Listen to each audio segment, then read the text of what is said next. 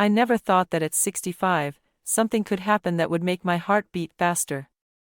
My life was steady, familiar, almost mechanical. Wake up in the morning, make breakfast, exchange a few words with my husband, who had long since learned to speak to me only in general phrases. He was never cruel or a bad man, just over time, an invisible yet solid wall had grown between us. This day started just like hundreds before it. I made tea, watered the flowers on the windowsill, checked my mail. But one thing was different. The night before, the bathroom pipes had clogged, and today, a plumber was supposed to come. When the doorbell rang, I expected to see an older man with a tired face and the scent of tobacco lingering around him. But the person standing before me was nothing like that. He was young, confident, with a slight smirk on his lips. His eyes scanned me, not rudely, but with a subtle curiosity. "Good afternoon, you have a problem with the pipes?" His voice was deep, smooth. Something inside me fluttered weakly. It was a strange, long-forgotten sensation. "Yes, come in," I answered, stepping aside. As he walked past me, I caught the faint scent of woodsy soap and freshness. It was so unusual that I held my breath for a second. I watched as he set out his tools, moving with an effortless certainty, as if he knew exactly what he was doing. There was no hesitation in his hands. I felt uneasy. Something told me, this day would not end the way it began. I stood in the doorway of the bathroom, watching as he worked with confidence. It seemed like there was no problem he couldn't solve. His movements were precise, strong, as if he had been doing this all his life. "The clog was worse than I thought," he said, throwing me a brief glance. I nodded, not knowing what to say. For some reason, my voice was caught in my throat. I wasn't used to this kind of attention, to a man being so relaxed and sure of himself near me. I took a step to the side, intending to fix the curtain, but the fabric of my dress got caught on the door handle. Everything happened in mere seconds: a slight pull, the muffled sound of fabric falling, the sudden coolness against my skin. I froze. Time seemed to slow down. My dress slipped off my shoulders and pooled at my feet. I stood there, barely breathing, unable to believe what had just happened. My heart pounded wildly in my chest, a hot wave of embarrassment and panic rushing to my head. I instinctively bent down to grab my clothing, but his voice stopped me. "It's okay." I slowly lifted my gaze. He wasn't looking at me the way I had expected. There was no awkwardness, no judgment in his eyes. Just something else. Something unreadable yet undeniable. His lips twitched into a subtle, almost invisible smirk before he simply turned away and continued working on the pipes, as if nothing had happened. My face burned. I quickly picked up my dress, my fingers trembling slightly. Why was he so calm? Why did it feel like this was more than just an accident? I took a deep breath, trying to steady the storm inside me. "I'm sorry." That was so embarrassing, I finally managed to say. "It's no big deal," he responded, his tone even. "It happens to everyone." His voice was too steady. Too composed. And yet, something lingered in the air, something I couldn't explain. This moment could have remained just an accident, if not for one thing. I felt the way he looked at me differently. And I realized, something inside me had awakened. I'll take a short pause. Let me know in the comments where you're listening from. I'd love to know where my audience is. Have you ever experienced something similar? Share your thoughts. And of course, don't forget to subscribe so you don't miss what happens next. Now, I continue. I sat on the edge of the chair, trying to focus on anything other than the warmth still lingering on my face. It was just an awkward accident, yet why did it feel like something had irreversibly shifted? He continued working, showing no trace of discomfort. That only made my own unease grow. It felt like the room had become stifling, even though the window was slightly open. "This clog turned out to be worse than I thought," he said, wiping his forehead with his hand. "Do you often come across such difficult cases?" I asked, just to say something. Sometimes, he chuckled. But you wouldn't believe the conditions I sometimes have to work in. Once, I was called to a house, and there. He started telling a funny story, and to my surprise, I laughed. A real, genuine laugh. I couldn't even remember the last time I had laughed like that. He stopped and looked at me with a slight smile. You have a beautiful laugh. I froze. My heart wavered. How long had it been since anyone had said something like that to me? Thank you, I murmured, lowering my gaze. Does your husband spend much time at home? The question was casual, but I felt the underlying meaning. Not really, I answered honestly. He works a lot. We haven't, I hesitated, but he nodded knowingly. Haven't felt needed in a long time? His voice was soft, but there was confidence in it. I wanted to lie, but what was the point? Yes, I admitted. He smiled again, one of those smiles that hinted at knowing more than he was saying. Suddenly, I realized just how much I was aware of his presence. The scent of his soap, the warmth radiating from him, even the quiet sound of his tools, everything felt sharper, more intense. Your husband is a lucky man, he said, his gaze flickering over my face. I opened my mouth to argue but stopped. I didn't know what to say. I felt a dangerous pull between us, one that was impossible to ignore. Well, that's it. Everything's fixed, he said, closing his toolbox. I exhaled as if I had just finished a long conversation with myself. Inside, something still stirred, something forbidden, yet irresistible. Thank you.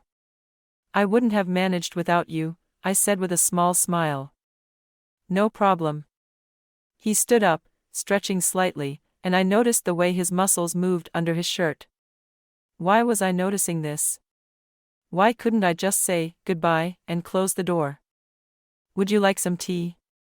The words escaped my lips before I could stop them. For a moment, silence hung between us.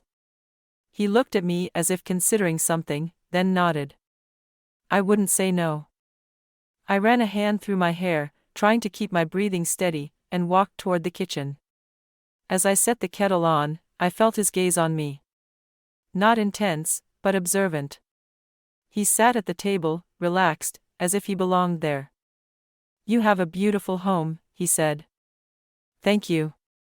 We've lived here for many years. I suddenly realized how strange that we sounded.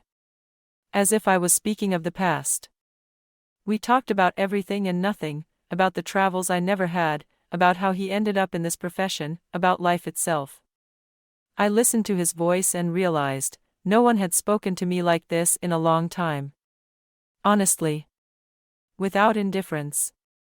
When he reached for his cup, his fingers brushed against mine. A light, almost fleeting touch. And yet, it sent a wave of something deep through me. I looked up sharply. He didn't pull away immediately. The room suddenly felt too quiet. You're tense, he said softly.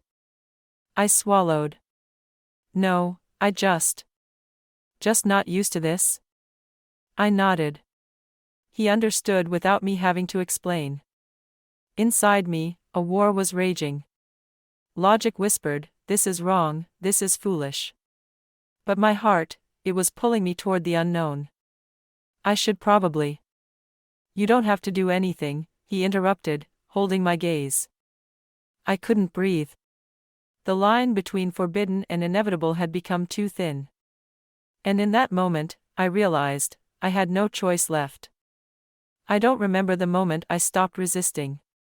Or did I ever resist at all? It all happened so naturally, so inevitably, that I never even had the chance to think. When his hands gently touched my skin, I didn't pull away. When his gaze lingered on me longer than usual, I didn't look away. I gave in to the pull between us because, in that moment, it was stronger than anything I had ever felt. I wasn't thinking about tomorrow. I wasn't thinking about my marriage, about the years spent in silence, about the evenings filled only with the sound of the clock on the wall. I was thinking only about the fact that, after so many years, I felt alive. desired, free. But moments that feel endless always come to an end. He quietly buttoned his shirt, packed his tools, put on his jacket. His movements were neither hurried nor regretful, only calm. "You have nothing to regret," he said before leaving. I didn't answer. Not because I had nothing to say, but because I had no words left. When the door closed behind him, the silence came crashing down with a suffocating weight. I sank onto the couch, burying my head in my hands. What have I done? But it wasn't just a choice I had made today. I had been on this path for a long time. I just never dared to admit it. My husband would never find out. I knew him too well, he wouldn't notice the change in my gaze, in my movements. To him, I had always been part of the background. But this wasn't about him. Could I live with this? I closed my eyes, trying to grasp that feeling that had filled me just moments ago. But it was already gone. Only emptiness remained. I thought I could forget. I thought life would go on as usual, that this would just be a hidden page in my story, one I would never open for anyone. But I was wrong. I tried to act normal. Made breakfast, set the table, listened as my husband talked about work, the news. He didn't notice my restlessness, didn't see how my smile had changed, how I sometimes froze, lost in thoughts I shouldn't be thinking about. But he noticed something. "You've changed," he said one evening over dinner, looking at me over his newspaper.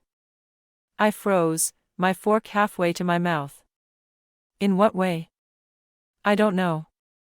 You just seem different." I waited for more. I waited for him to look at me differently, to suspect something. But instead, he just smirked. "Maybe you've finally started taking better care of yourself. That's good." I smiled. Falsely. But he didn't notice. The days passed. And then, one evening, the doorbell rang. I opened it without checking, and my heart clenched. Him. The young plumber stood at my doorstep, just as confident, just as calm. "We need to talk." My throat went dry. "This isn't a good time." "It's important." I glanced back. My husband was in the living room, lost in the TV. "Come in," I whispered. When the door closed behind him, he looked at me in a way that made something deep inside me tremble again. "I didn't come for a repeat of what happened," he said immediately.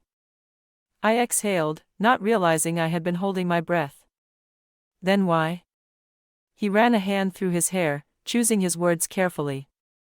"This may sound strange, but I care about you." I froze. "That's wrong." "Maybe. But it's the truth." I stared at him, unsure what to say. "I can't," I finally whispered. "I understand. But I want you to know. I didn't want to just disappear from your life." He stepped back. "If you ever decide, just call me." And then he left, leaving me alone with my thoughts. I didn't know what to do. I didn't know what would happen next. But one thing was certain, I would never be the same again. What do you think about this story? Have you ever experienced something similar? Share your thoughts in the comments. I truly value your opinions, and every message means a lot to me. Don't forget to subscribe and leave a like so you won't miss the next thrilling stories. Right, I had no choice left in the comments, so I know you listened until the end. Wishing you a wonderful day, and see you in the next stories.